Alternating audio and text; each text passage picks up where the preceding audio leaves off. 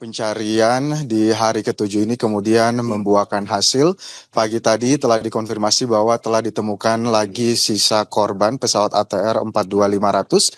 Dalam hal ini ditemukan dua kantong jenazah lainnya.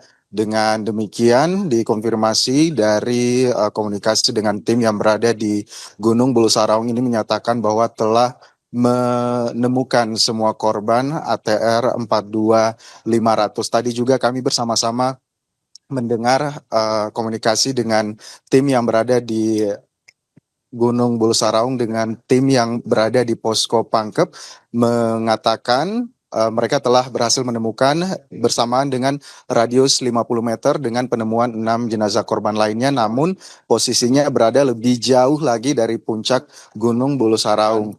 Terkait dengan penemuan tadi kurang lebih pada pukul 8.30 waktu Indonesia Tengah, tim Tombak yang tergabung dalam tim SAR gabungan ini kemudian mengkonfirmasi menemukan kantong jenazah ke-9, terus kemudian juga pada pukul 8:59 waktu Indonesia Tengah, mereka kembali mengkonfirmasi bahwa telah menemukan kantong jenazah ke-10.